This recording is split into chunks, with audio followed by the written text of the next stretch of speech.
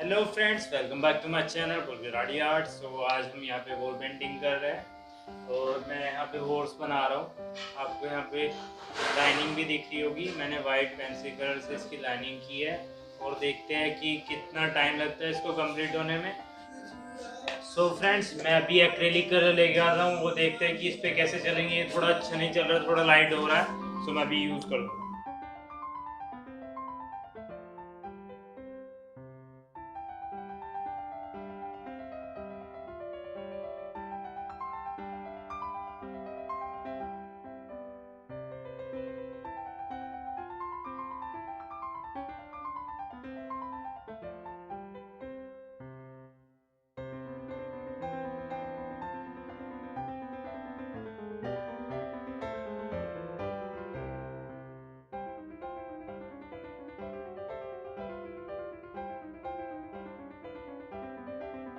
आगे ना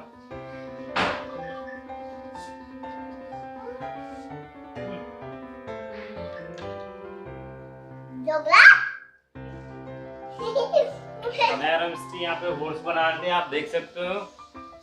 क्या बना रहे थे? हॉर्स को क्या बोलते हैं? घोड़ा बना रहे थे। तो मैं मिस्त्री यहाँ पे हॉर्स बना रहे हैं वाइट कलर का और हल्का सा उसमें ग्रे कलर का इफेक्ट करेंगे। तो आप सब देखिएगा जरूर कि हम इसको कैसे बनाते हैं। चलिए मिस्त्री बनाएं। हाँ जी। चलो चलो कलर करो उस पे।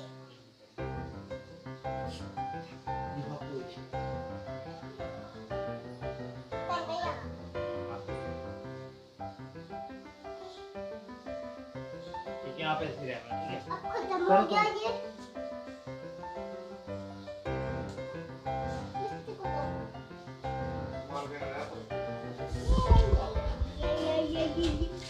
करो करो करो करो ब्लैक ब्लैक। सो फ्रेंड्स, देखिए मिस्टी भी यहाँ पर ब्लैक कलर कर रही थी बैकग्राउंड में और काफी सपोर्ट करती है मिस्टी। खत्म हो गया कलर, अभी ले।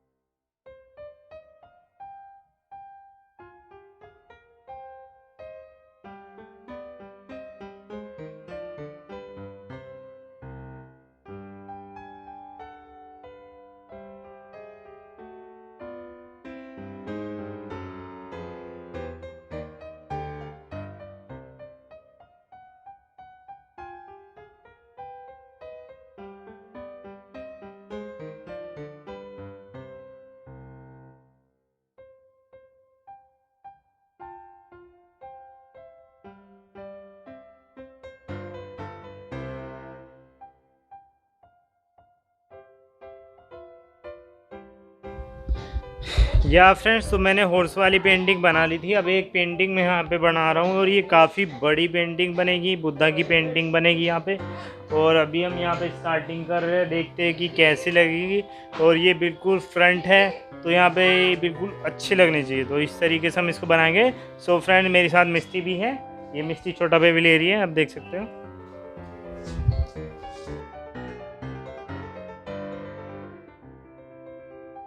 या फ्रेंड्स, तो दोपहर के 12:30 बजे हुए हैं और मैं यहाँ पर चाय पी रहा हूँ। बहुत कड़क कड़क ये अंशु ने बनाई है।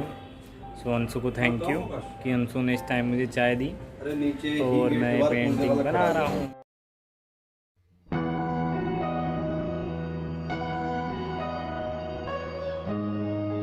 यह कहानी गौतम बुद्ध के बचपन की है। उस समय उन्हें सिद्धार्थ के नाम से जाना जाता था। जब सिद्धार्थ को प्रथम बार न्याय सभा ले जाया जा रहा था, उस समय उनकी आयु कोई 7-8 वर्ष होगी। सिद्धार्थ की माँ रानी प्रजापति उन्हें न्याय सभा भेजने के लिए सजा रही थी। सिद्धार्थ को सुंदर वस्त्र पहनाए गए थे, बहुत सारे। तो शाम के 6 बज चुके थे और मैं एक पेंटिंग कर रहा था। अभी वो कंप्लीट नहीं हुई, काफ़ी बड़ी है और काफ़ी टाइम लग गया। आप देख सकते हो हमने ये बुद्ध पेंटिंग बनाई है एक, और अभी ये इनकम्प्लीट है और जैसे ये पूरी बन जाएगी हम आपको दिखाएंगे।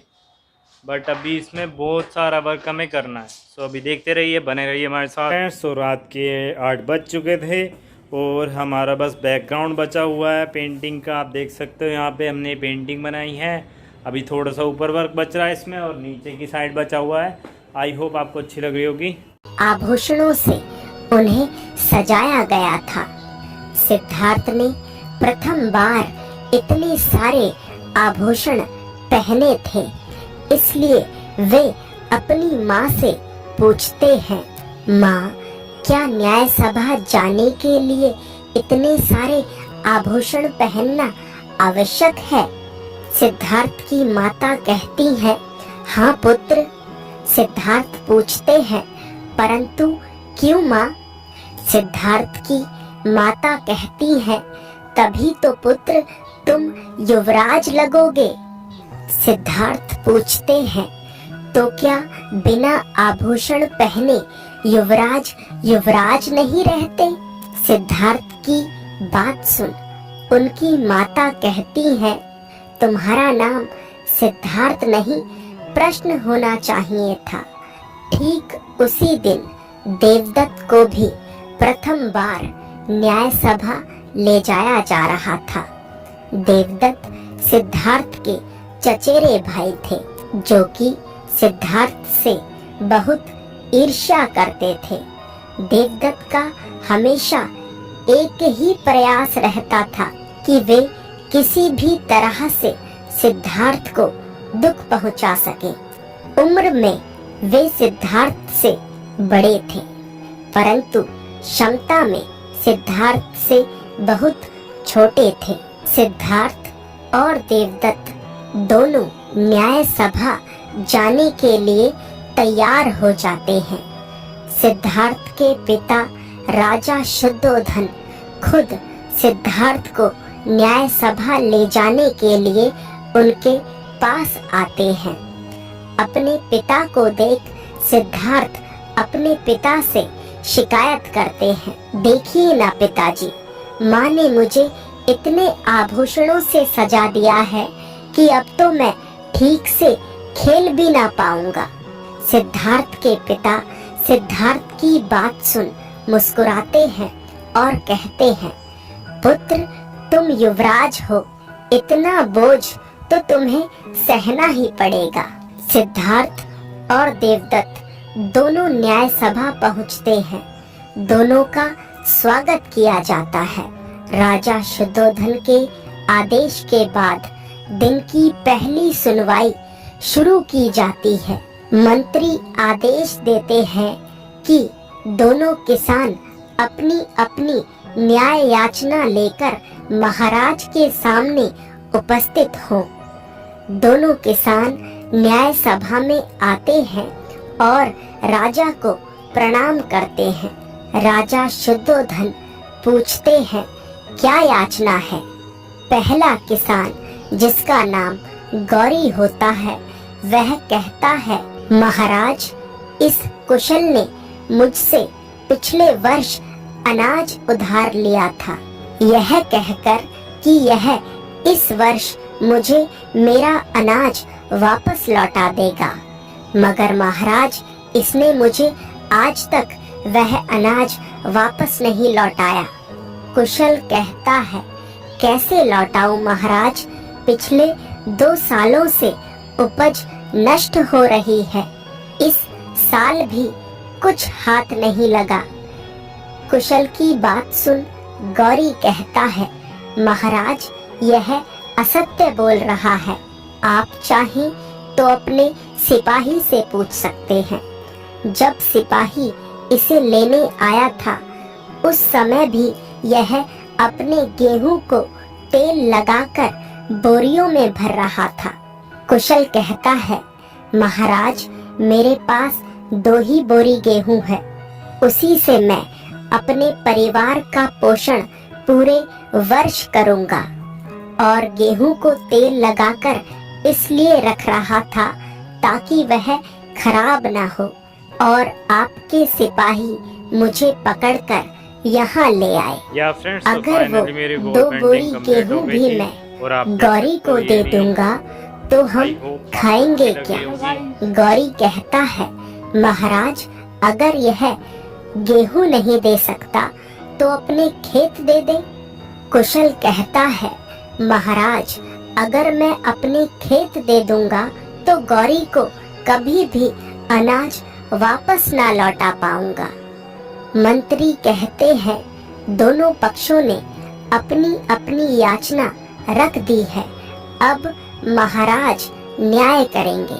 राजा शुद्धोधन कहते हैं, युवराज सिद्धार्थ और कुमार देवदत्त, तुम में से पहले कौन न्याय करना चाहेगा? देवदत्त अपना हाथ पहले खड़ा करते हैं और राजा शुद्धोधन से कहते हैं, महाराज पहले न्याय मैं करूंगा। राजा कहते हैं, अवश्य। देवदत्त कहते हैं, महाराज मेरा मत है कि हम न्याय क्षत्रिय विधि से करें। कुशल ने गौरी को दिया हुआ वचन पूरा नहीं किया, इसलिए कुशल को गौरी को अपना खेत देना चाहिए। देवदत्त का न्याय सुनते ही कुशल रोने लगता है और राजा शुद्धोधन से कहता है, महाराज कृपा कर ऐसा न्याय ना करें, हम नष्ट हो जाएंगे। राजा शुद्धोधन सिद्धार्थ से कहते हैं, युवराज तुम कहो तुम्हारा क्या मत है? सिद्धार्थ राजा शुद्धोधन की बात सुन अपने आसन से खड़े होते हैं और कुशल के पास जाते हैं और उसके आंसू पोंछते हैं और राजा शुद्धोधन से कहते हैं, महाराज यदि कुशल गौरी को अपने गेहूं दे देगा तो अपने परिवार का पेट कैसे पालेगा, और यदि खेत दे देगा तो अनाज कहाँ से उगाएगा और गौरी को उसका अनाज वापस कहाँ से लौटाएगा। वैसे भी मुझे लगता है गौरी के पास अनाज का अभाव नहीं, इसलिए कुशल की अनाज लौटाने की अवधि बढ़ा देनी चाहिए। सिद्धार्थ का न्याय सुनने के बाद सभा के सभी सदस्य आपत्ति व्यक्त करने लगते हैं। राजा शुद्धोधन कहते हैं, शांत हो जाइए, मैं कुमार देवदत्त के न्याय से सहमत हूँ। यदि व्यापारी अपना वचन पूरा नहीं करेगा तो राज्य का व्यापार रुक जाएगा, इसलिए कुशल को गौरी को कुछ ना कुछ तो देना ही होगा। कुशल कहता है, क्षमा करे महाराज, चलते वक्त मेरे पास जितने भी सिक्के थे, जितना भी धन था, वह सब मैं गौरी को दे चुका हूँ। गौरी कहता है, महाराज कुशल झूठ बोल रहा है, इसने मुझे कुछ भी नहीं दिया। कुशल कहता है, महाराज गौरी असत्य बोल रहा है। गौरी कहता है, महाराज मैं असत्य क्यों बोलूंगा। सिद्धार्थ कहते हैं, महाराज यदि आप कहें तो मैं सत्य का पता लगा सकता हूँ। राजा शुद्धोधन कहते हैं, तो ठीक है, करो परख, कौन सत्य कह रहा है और कौन असत्य। सिद्धार्थ गौरी से सिक्के मांगते हैं। गौरी कहता है, परंतु युवराज ये सिक्के तो मेरे हैं। राजा शुद्धोधन गौरी से कहते हैं, सिक्के युवराज को दे दो गौरी। गौरी सिक्कों को युवराज को दे देता है। सिद्धार्थ उन सिक्कों को ले जाकर कुशल को दिखाते हैं और पूछते हैं, कुशल, क्या ये वही सिक्के हैं जो तुमने गौरी को दिए थे? कुशल कहता है, हाँ युवराज, ये वही सिक्के हैं। सिद्धार्थ उन सिक्कों को ले जाकर पानी में डाल देते हैं और राजा शुद्धोधन से कहते हैं, महाराज, ये सिक्के कुशल के हैं। सिद्धार्थ के पिता राजा शुद्धोधन सिद्धार्थ से पूछते हैं, इस बात का क्या प्रमाण है कि ये सिक्के कुशल के हैं? सिद्धार्थ कहते हैं, महाराज, जिस समय कुशल ने गौरी को ये सिक्के दिए थे, उस समय वह अपने गेहूं को तेल लगा रहा था और वह तेल अभी तक इन सिक्कों पर लगा हुआ है। सिद्धार्थ की बुद्धिमत्ता देख सभी लोग बहुत आश्चर्यचकित होते हैं। गौरी भी अपना अपराध स्वीकार कर लेता है। राजा शुद्धोधन कहते हैं, कुशल की ईमानदारी देख उसकी अनाज लौटाने की अवधि बढ़ा दी जाती है और गौरी को असत्य बोलने के लिए 10 कौड़े मारने का आदेश दिया जाता है। गौरी राजा शुद्धोधन से क्षमा मांगते हुए कहता है, महाराज, कुछ सिक्कों के लालच ने मुझे अंधा कर दिया था। यदि मैं आज के बाद असत्य बोलूं तो मेरे खेत और अनाज सब आपका। सिद्धार्थ कहते हैं, महाराज, गौरी को क्षमा कर दीजिए, अब से वह कभी असत्य नहीं बोलेगा। राजा शुद्धोधन गौरी से कहते हैं, गौरी, मैं तुझे क्षमा कर सकता हूँ अगर इस न्याय सभा में कोई तेरा उत्तरदायित्व ले कि तू आज के बाद कभी असत्य नहीं बोलेगा।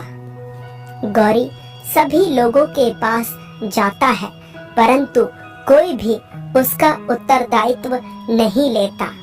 राजा शुद्धोधन कहते हैं, देखा गौरी, तेरा उत्तरदायित्व कोई नहीं लेना चाहता, अब तो तुझे 10 कौड़े खाने ही पड़ेंगे। सिद्धार्थ कहते हैं, रुकिए महाराज, मैं गौरी का उत्तरदायित्व लेता हूँ।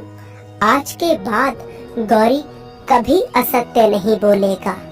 देवदत्त सिद्धार्थ से कहते हैं, सिद्धार्थ, उत्तरदायित्व लेने का अर्थ पता है। यदि गौरी ने आज के बाद कभी असत्य बोला तो उसकी जगह तुम्हें कौड़े खाने पड़ेंगे। सिद्धार्थ कहते हैं, हाँ ज्येष्ठ, मैं जानता हूँ, पर गौरी तो पीड़ा से बच जाएगा ना। करुणा होती ही ऐसी है, वह खुद की पीड़ा नहीं देखती, सामने वाले की पीड़ा देखती है।